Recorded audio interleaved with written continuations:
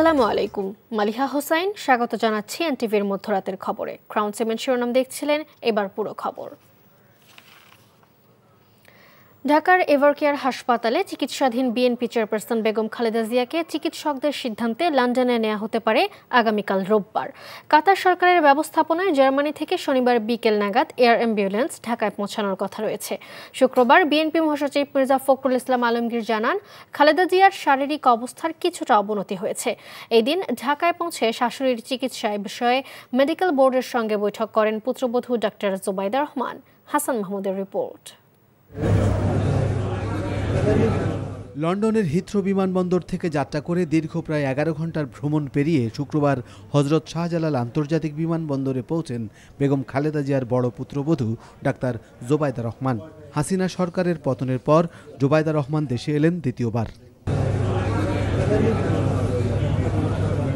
কড়া নিষেধাজ্ঞা থাকায় ভিড় করেনি নেতাকর্মীরা।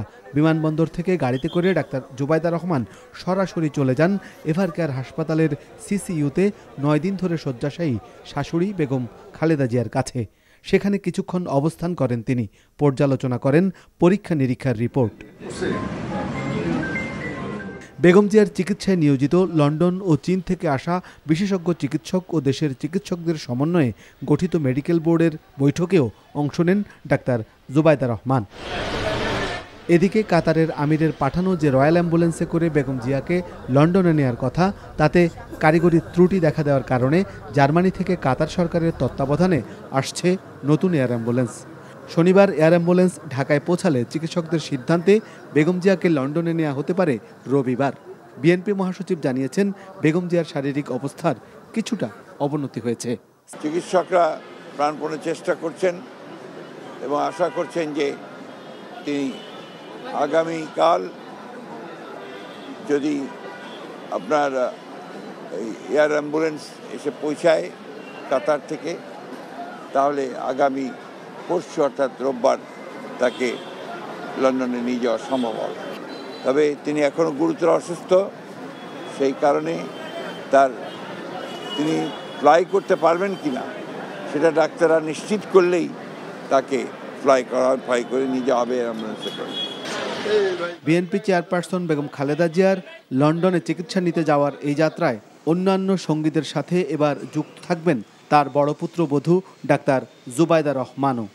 এদিকে বেগম জিয়ার জন্য দেশ জুড়ে চলছে প্রার্থনা। Hasan Mahmud, NTV news, Dhaka. এদিকে শুক্রবার দেশজুড়ে বিএনপি চেয়ারপারসন বেগম খালেদা জিয়ার সুস্থতা কামনায় মসজিদ, মন্দির, গির্জা ও প্যাগোডায় দোয়া ও প্রার্থনা অনুষ্ঠিত হয়েছে। ঢাকায় জাতীয় মসজিদ, বায়তুল মোকাররম, বিএনপির কেন্দ্রীয় কার্যালয় সহ বিভিন্ন স্থানে দোয়া অনুষ্ঠিত হয়। এছাড়া সারা দেশে জেলা উপজেলায় বেগম খালেদা জিয়ার সুস্থতা কামনায় মোনাজাত করা হয়। বিস্তারিত থাকছে ইমরুল কায়েসের ডেস্ক রিপোর্টে। হাসপাতালে চিকিৎসাধীন বিএনপি চেয়ারপারসন বেগম খালেদা জিয়ার রোগ মুক্তি কামনায় সারা দেশে বিভিন্ন পর্যায়ে দোয়া অনুষ্ঠিত হয়েছে।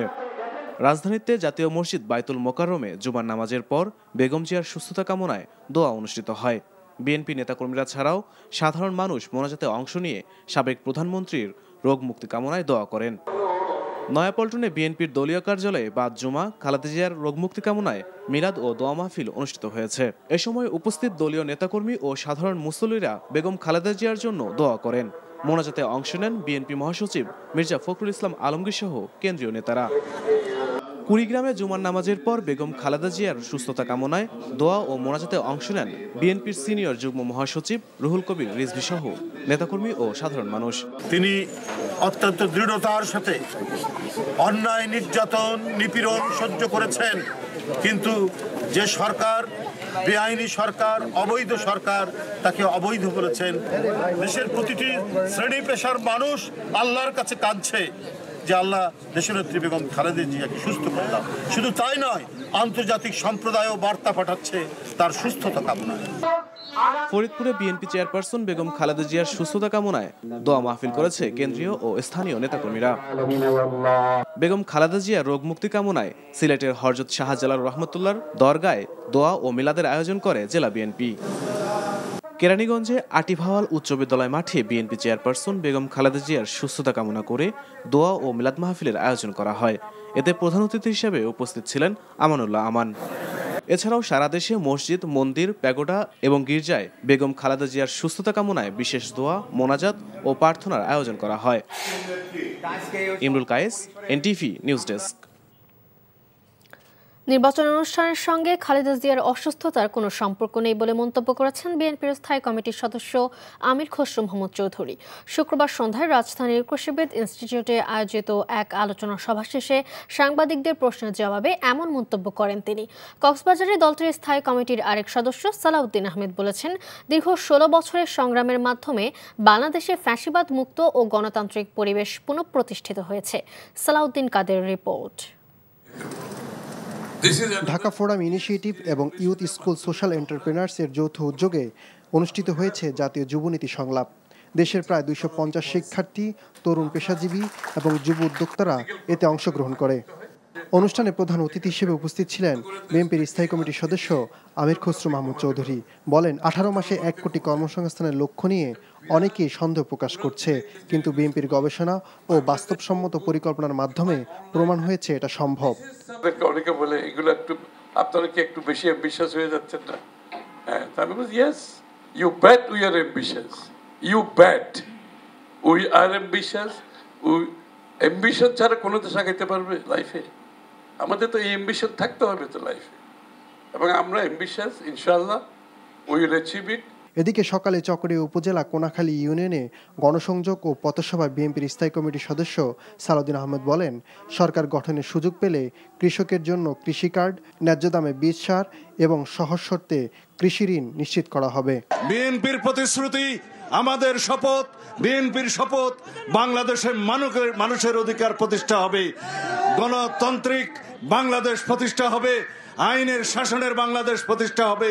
ইনশাআল্লাহ এই দেশে সকল মানুষের নাগরিক অধিকার, মৌলিক অধিকার, মানবাধিকার, গণতান্ত্রিক অধিকার, সাংবিধানিক অধিকার প্রতিষ্ঠা করব, এই আমাদের শপথ। এছাড়া দেশের সকল নাগরিকের জন্য মানসম্মত স্বাস্থ্যসেবা নিশ্চিত করার কথা জানান সালাউদ্দিন আহমেদ। সালাউদ্দিন কাদের, এনটিভি নিউজ, ঢাকা। এদিকে রাতে কক্সবাজারের চকরিয়ায় জনসংযোগকালে বিএনপির স্থায়ী কমিটির সদস্য সালাউদ্দিন আহমেদ বলেন, আওয়ামী লীগ গণতন্ত্রের জন্য একটি ভাইরাস, এই ভাইরাসের বিদায় হয়েছে। দীর্ঘ ১৬ বছরের সংগ্রামের মাধ্যমে দেশে ফ্যাসিবাদ মুক্ত ও গণতান্ত্রিক পরিবেশ পুনঃপ্রতিষ্ঠিত হয়েছে। এ সময় তিনি আরও বলেন, বিএনপি ক্ষমতায় গেলে আগামী ১ থেকে ১.৫ বছরের মধ্যে মহেশখালীর মাতারবাড়ি গভীর সমুদ্র বন্দর প্রকল্প বাস্তবায়ন করবে। সমাবেশে তিনি বলেন, আগামী দিনে বিএনপির লক্ষ্য এবং একমাত্র উদ্দেশ্য হচ্ছে দেশে আইনের শাসন প্রতিষ্ঠা ও মানুষের অধিকার নিশ্চিত করা। আওয়ামী লীগের গণতন্ত্রের জন্য ভাইরাস, এই ভাইরাসের বিদায় হয়েছে, বাংলাদেশে এখন সুস্থ রাজনীতি প্রতিষ্ঠিত হয়েছে। ইনশাআল্লাহ আগামী 1 থেকে 1.5 বছরের মধ্যে পূর্ণাঙ্গভাবে মাতারবাড়ি মহেশখালীর গভীর সমুদ্র বন্দর চালু হবে, সমস্ত কার্যক্রম চালু হবে ইনশাআল্লাহ। জামায়াত ইসলামীর আমির ডক্টর শফিকুর রহমান বলেছেন, ফ্যাসিস্ট সরকার দেশের বিচার বিভাগ সহ সব প্রতিষ্ঠান ধ্বংস করে দিয়েছে। আবারও কেউ ফ্যাসিবাদের মতো আচরণ করলে, দুর্নীতি করলে তা বরদাস্ত করবে না জনগণ। শুক্রবার চট্টগ্রামের লালদিঘি ময়দানে 8 দলের বিভাগীয় সমাবেশে তিনি এসব কথা বলেন। বক্তারা বলেন, নির্বাচন নিয়ে অনিশ্চয়তা দেখা দিলে সরকারকে এর দায় নিতে হবে। চট্টগ্রাম থেকে আরিচ আহমেদের পাঠানো রিপোর্ট। 5 দফা দাবিতে আন্দোলনরত 8 দলের এই সমাবেশ বিকেলে অনুষ্ঠিত হওয়ার কথা থাকলেও সকাল থেকেই বিভিন্ন জেলা থেকে মিছিল নিয়ে নেতাকর্মী আসলে লালদিঘির মাঠ কানায় কানায় পূর্ণ হয়ে যায়। কর্মীরা দলীয় প্রতীকসহ ব্যানার ও ফেস্টুন নিয়ে যোগ দেয় এই সমাবেশে। একই মাঠে জুমার নামাজের পর আনুষ্ঠানিকভাবে শুরু হয় সমাবেশ। এতে প্রধান অতিথির বক্তব্যে জামায়াতে ইসলামের আমির ডাক্তার শফিকুর রহমান বলেন, দেশে কেউ আবারও ফ্যাসিবাদের মতো আচরণ করলে তা বরদাস্ত করবে না জনগণ। আমরা পরিষ্কার বলতে চাই, ফ্যাসিবাদ কালো না লাল, কোনো ফ্যাসিবাদকে আর বাংলার জমিনে বরদাস্ত করা হবে না ইনশাআল্লাহ।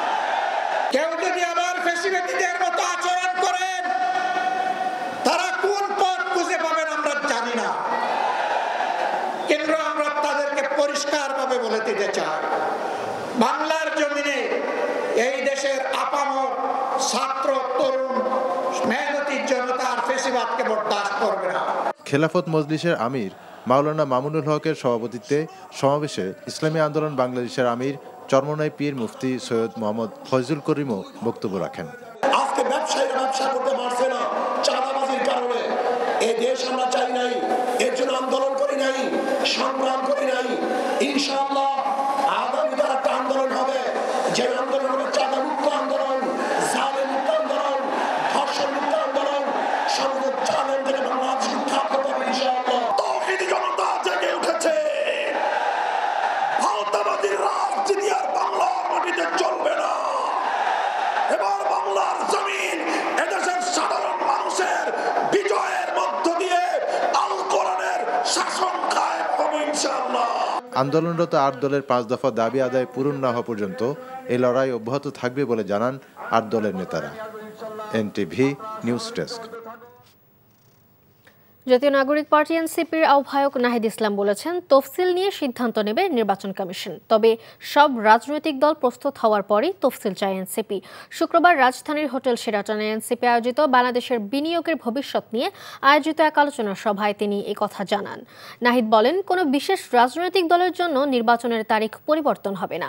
বলেন, আমাদের নির্বাচনের দিকে যেতে হবে, তবে সব রাজনৈতিক দলকে ঐক্যবদ্ধ করে একটি বিশেষ রাজনৈতিক দলের জন্য নির্বাচনের সময়সীমা বদলাবে না, এমন আশাবাদ ব্যক্ত করে নাহিদ আরও বলেন, এনসিপি কারোর সঙ্গে কোনো অপ্রকাশ্য বা প্রকাশ্য সমঝোতায় যায়নি।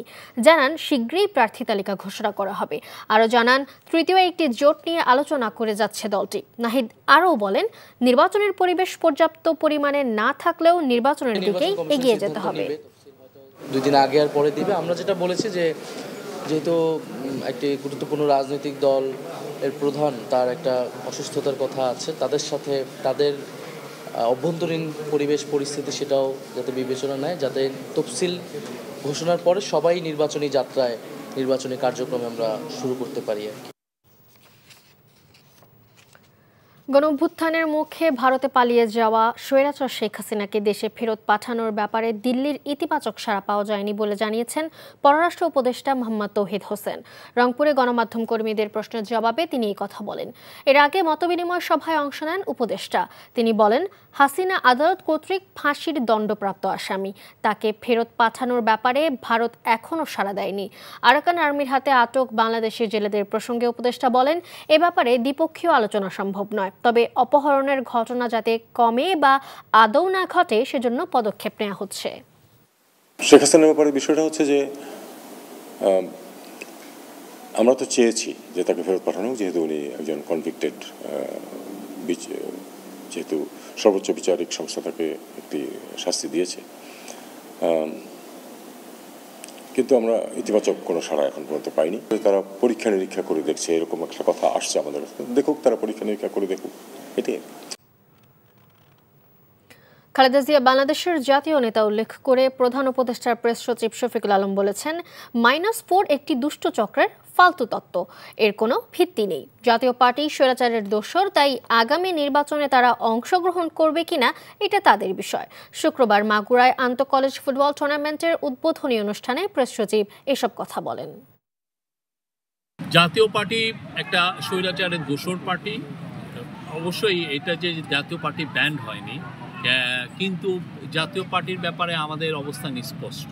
জাতীয় পার্টি যদি ইলেকশন করতে চায় সেটা তাদের ইচ্ছা, বাট আমরা সবসময় বলবো, এটা ইতিহাস বলবে, জাতীয় পার্টি স্বৈরাচারের ভয়ঙ্কর রকমের বড় রকমের দোসর ছিল। নেট দুনিয়ায় ঝড় তুলেছে মহাকাশের কক্ষপথ থেকে তোলা সৌদি আরবের পবিত্র মক্কা নগরীর একটি ছবি। পৃথিবী থেকে কয়েকশো কিলোমিটার দূর থেকে তোলা ওই ছবিতে উজ্জ্বল আলো ছড়াচ্ছে পবিত্র কাবা শরীফ। যুক্তরাষ্ট্রের মহাকাশ গবেষণা সংস্থা নাসার নভোচারী ডন পেটেট নিজেই ছবিটি সামাজিক যোগাযোগের মাধ্যম এক্সে পোস্ট করেছেন।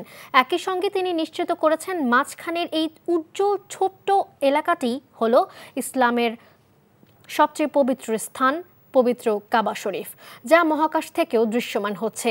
এছাড়াও ছবিতে মক্কা নগরীর বিস্তীর্ণ অঞ্চল দেখা যাচ্ছে, যেখানে পাহাড়ি উপত্যকায় অবস্থিত মক্কার কেন্দ্রে রয়েছে গ্র্যান্ড মসজিদ বা মসজিদুল হারাম।